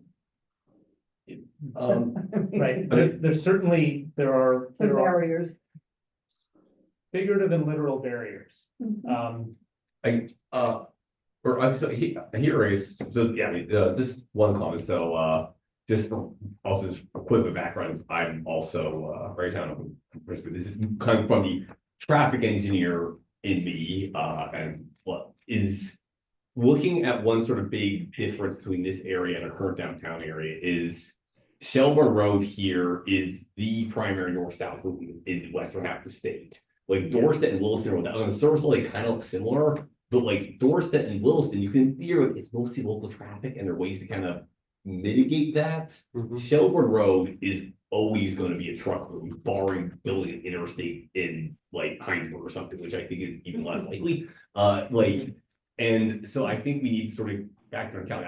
That's not to say that Shelburne Road can't be improved. It certainly can, it certainly should. Like we definitely need to think about how we get people across it better than they are at the moment. I think roundabouts are great. Like just traffic calming measures, they can still hang a lot higher throughput. But I guess in terms of what I'm thinking in terms of plans is, due to all the long distance trucking traffic and long distance traffic on this road, it's never going to be that nicely right along Shelburne Road. So I think any plan really needs to emphasize potentially Fayette Drive really being the center of activity, and like Shelburne Road is, we should make it safer, we should like to get people across it, but like I don't think it's ever going to be a particularly suitable place for like cute little businesses and shops, just because it's always going to have that like noisy heavy traffic on it. So we need to get people across it. I think that we should concentrate the growth around Fayette and focus on safety improvements to get people across Shelburne and kind of disentangle bikes and that, so you don't ever have to be on it in the first place. Is at least that's sort of my initial thoughts. Okay. Well, one advantage that that has is it's on a superior side of the city. So that's a start, and there's all kinds of room to build and develop there. And everything that we're talking about can be built and developed. If we can build a walkway over the interstate, we can certainly build a walkway over Shelburne Road. I think a good idea in terms of an area that would bring people together would be a civic center.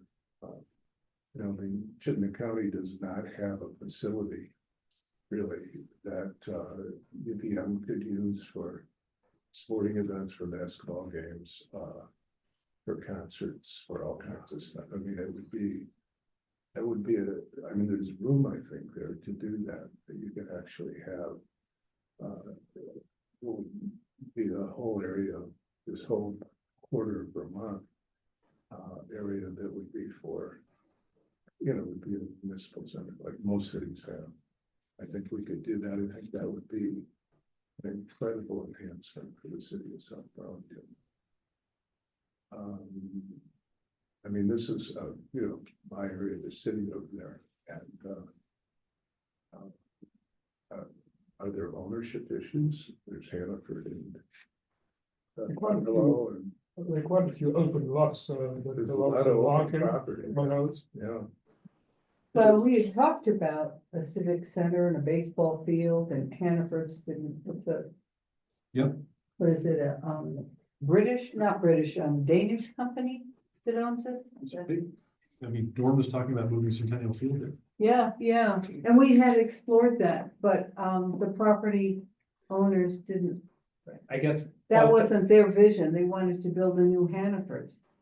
Not to be too glib about it, but there's always ownership issues. Yeah. That doesn't mean that we shouldn't, Sure. plan for the future that we want. True, and everything has a price, Right. and if you wanna pay it, then, sure. Yeah, This is a project that would bring everybody. Ryan, good question? Yeah, thanks, Colin, for your comment about Shelburne Road, and it sees even more traffic than Williston Road. I think it's like 35,000 vehicles per day. Yeah, about that, yeah. Pretty wild. Also, thank you, and, staff Marty also wrote, responses to the other paper, what was that 7 days about, our cyclist fatality on Shelburne Road. So thank you for that service. I know that was really big with the bike ped committee too. There was, several members of them were at the Ghost Bike installation. So this area, I wish the city had been looking at this area in a comprehensive way much longer ago. But I agree, there's a lot of potential and a lot of difficulty in here in getting people across Shelburne Road and modal filtering in a way that's effective to navigate large trucks at high speeds. But it just also may never be great for small scale commercial due to its proximity to the amount of traffic it has. I think it's great to see what we can fit there on the eastern side of it, but it's going to be problematic unless we do a really hard and I think in-depth look at our official map and how we municipally plan for that section. The only other comment I have is about cemeteries. I do like cemeteries as parks. I find them quite peaceful places, but I feel like they should be green on the I map. do too. And I don't mean the full parcel, because I know some cemeteries have lots and lots of extra space that has not been booked out yet. But at least where people are buried, I feel like should just be off limits. Even if it is future park space, just saying. Part of the definition of center, to reply to that quickly, part of the definition of center is public facility. From our point of view, kind of with cemetery is a public facility. Yeah. But I hear what you're saying. But it's a different kind of. Different kind of public facility. An undeveloped public. Yeah. Yeah. It's the scale of the pixel problem again, like they're working Paul and I work at a pixel scale that's this big when we're doing zoning, and they're working at a pixel scale that's that big. Yeah. So this is our big purple pixel, that's what the scale they're looking at, not having each individual little bit mapped out, just like every wetland isn't green. It's the same sort of thought. And I did, or one other sort of another thing on terms of like transportation sort of stuff is, I think this is a parcel, or this would be downtown area that in terms of connectivity, I think we really do need to think about across town lines. Because this area is closer to downtown Burlington than South Burlington city center. And there's a lot of amenities. I'm particularly thinking about bike ped connectivity. At the moment, there's a ton of amenities in places like Red Rocks, which are worth seeing, but then also like Oak Ledge, the waterfront bike path. At the moment, I work in Farrell, you can get to those areas. And particularly, I spend more time in Burlington amenities because it's hard to get from the Farrell neighborhood over to South Burlington city center, but it is actually quite easy to bike ped from Farrell, or pretty easier, but not horrible from Farrell up to downtown Burlington. But at the moment, it's very weird to get between that, like the content from that area from there into the waterfront to Red Rock to Oak Ledge, despite the very short distance. It is like, I think there could potentially be a lot of potential. I know there's a talk about that Queen City Park Road getting a bike path, which I think is great. But I think we're trying to think about how we connect that neighborhood for bicycles and pedestrians to like both the Fairfield neighborhood, but also like downtown Burlington neighborhood. And there's like a lot of amenities that are nearby distance wise, but have physical barriers for bicycles and pedestrians that aren't necessarily there for cars. So I think it's, yeah, I mean. Okay. Woodward. Other comments? Yeah, could I Oh, Donna. Yeah, I just have a comment. It's kind of interesting because I'm actually staying in a place right now that has a situation where you can see kind of how they've started to resolve this, crossing the highway. There's a highway with it's all roundabouts the entire way. And it is literally impossible for pedestrians to cross it, except for this one spot where it's a pretty major development called Camana Bay, where they've actually built a landscaped bridge, which is, when you're going on the highway, it's more like you're going through a tunnel. They've actually, they've completely bridged over that highway in this one section with the intent, I think, of building directly over the roadway, to connect, because here there's, well, I'm in the Cayman Islands, so, this is scale wise very similar to South Burlington, except that there's a whole bunch of large hotels going up on the west side, and on the east side, you have more of the small residences, and there's businesses on both sides, but completely disconnected from, it's called Esterly Tibbetts Highway, which in this case is very similar to potentially what Shelburne Road could be in the future. There's just not a lot of direct access to businesses. It's always off of one of the roundabouts. But you can kind of see how in the future, South Burlington could, by scaling up, start having, having some bridges across but it would take a pretty major development to be able to accomplish that, which is what it is here. This is a major, major development. And even they haven't been able to completely make it work, but you can walk across, this very beautifully landscaped bridge. You can't even really tell you're on a bridge when you're going across it. It's that heavily landscaped, but it does effectively cross that highway, and make it really safe for pedestrians, and very pleasant too. And it doesn't hurt that you can actually walk to the beach, from right off of, west side road, west, I guess it's called the west side road. Literally, the hotels on there back up to the sea. But it's not that different a situation. So I think there is some hope in the future by having significantly higher density, allowing those bridge crossings, as part of developments that bridge across. Thank you. Paul? Did we hear recently that the Farrell property is to be developed? There was a proposal that was presented to the DRB to build on the portion of the property that is south of Holmes Road. Right there. Okay. And their proposal was to take the one house that's on the north side and add two more. And have that be sort of the entirety of what happened there. That was presented as a sketch, and they have not gone further than it. As they explore. So nothing to develop the Shelburne Bay shoreline then? No, well, other than, like I said, that Three houses. portion. I went there a couple houses, yeah. Yeah. I think I saw it. So that, all that property that is on the other side of the railroad tracks from the property we're talking about is still undeveloped Farrell property. Yes. Yes. Yeah, and if you zoom in a little bit, right, let's see, where does right where you see where it says inroad on the purple? Mhm. So that used to be part of the Farrell estate.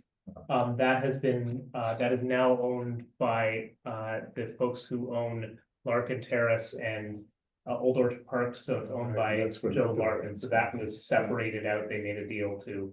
Because the character of that side of the railroad track is very different from the rest, and it didn't really make sense, there is a crossing, but it is. Only a sort of very low scale residential crossing that, the. Railways would not be excited about that being on that traffic. Right, took a long time to get what we got. So of course, Yeah, parkland, that would be fabulous parkland, that would also be development that would be close to the city center part of it that we're looking at. Yeah. Yes. I was just, it's back to sort of, I think we were talking about like community facilities, like. Would we consider like, you know, again, this area is quite isolated from our current city center. Some form of, like, I like, I mean, a lot of larger cities have branch libraries. Like, say, you know, I get, you know, there's like, of course, it means blending, like the one out, for example, say attached to the Orchard School or something, you know, like just some kind of, not like a big blending library, but just some kind of like small, like library, you know, it has a few books in there, like it's got a couple community rooms, but just some sort of like, I think this library we have is great. I love it. It's beautifully done. I think our design did a great job, but it's pretty far from this area and it's kind of pain to get there. So something like that in this neighborhood, I think if we can afford it, could be really nice. I mean, I think right now we're at the very beginning of the conversation. Yeah. So all ideas are on the table. Burlington in the last decade has added a new North End branch. Yeah. And plus out there, so. Yeah, we have That's a little branch in the strip mall up on North Ave. Yep. It's nice. Our kids love it. Yeah. Yeah, Yeah. yeah, well, I But- think those are all, I was thinking of Could- the library as could- well. I think aspects to me, more sure, like, I particularly like, I feel like the city, it's also like this building, I think anchors this area really nicely. It's like it's not just residential, this is like a community hub. And potentially, maybe you think like, if we were to build that, be really strategic, then this is going to be the center, like the focal point, the community center with the little park cross. And that person was like, oh, this isn't just like a board of condos, this is like a place that, for a reason you go there, you know? Yeah, and there's a lot that's, there's They don't sort of, buy there's it. there's a lot of cause and effect here where, you know, if it appears as a center on this map, then it changes some things that can happen at sort of the regional and state levels for the city, and the reverse is if the city shows investment in sort of a civic space, a rec center, a library branch, something like that, it also sort of reinforces the center as being over there, so there's sort of a chicken or egg situation where it's like you designate it as a center and then it unlocks some certain different things at the state level and vice versa. So it's definitely part of the bigger conversation about having a center on Shelter Road. Okay, Mm. there's a lot more to talk about, but we had some good ideas coming out. The next, Done. I'm sorry, yeah, I just wondered, who owns the air rights over the railroad? And, you know, because, you know, I'm thinking way down the road, but it just seems like the railroad tracks have been such an impediment to, you know, just better development of that whole area that it probably should be part of the conversation that, you know, can this be built over? There's also hybrid power lines that corridor too. Good question, don't know the answer to that. I think we saw that movie. I love you, Donna. That's a good comment. okay. Supporting uses in commercial areas, we received a letter from the Economic Development Committee. You'll be on the agenda if you go down to upcoming topics. I think that's what B is related to. So I thank you for your work and we'll have you back to discuss that further. I just want to stop here to any contacts or answer questions. And then also to suggest that one thing I would look forward to is more communication, collaboration among the committee.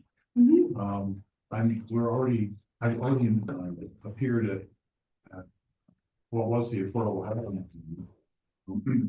And exchanged emails actually together with the chair of the housing committee about how we can feed each other in terms of the kinds of things we're doing and the kinds of things they're doing. And we're happy to do that with you as well. we're all one city. Right. So ideally, we can collaborate and come up with those things and not just, die in our own, Sure. in our own space. And I think that's what the city council anticipates and would appreciate. Well, they do what they do, and we can do what we can do. Well, I think they're looking for that to happen as well. To Haley, help just drop- inform their decisions. I noticed on Thank your. you. Thank you very much. Thanks very much. Thank you. The new, format, Yeah, that the words. Minutes are missing from the minutes. the word minutes is missing from. South the minutes. Burlington Planning Commission meeting 12th of November 2024. It should be the minutes of that meeting. The document itself. Yeah, Oh, yeah, oh, Our last time. This is just more PDF. oh, that's just, okay. I know you're working on the format here. We're learning as we go. Okay, so, we're down to approving the minutes of November 12th, 2024. So moved. And then a second, Okay. all, any comments? Have you all read Any it? discussion? I have, yeah. All those in favor signify by saying aye. I, Minutes have been approved. And that's all she wrote tonight. Moved to Oh, you adjourn. have, did you want to say something about upcoming topics? I mean, Just letting you know that, There are topics. there are There are topics coming up, topics, trying to right. give you a little bit of a preview of Thank what's you. coming, on the next few meetings. yeah, no, those look spot on. Great. Thanks, everybody. Well, Thank you, very Donna. much. Thank you, Sue. With this. Enjoy the sun for us. It's cold as Yeah. one more day, just one more day. How did the treatment go? Successful? Well, so far, I mean, it's a process that takes time. But I've been walking around. I mean, I was out wading in some very nice warm water, looking for starfish today. So that was pretty nice.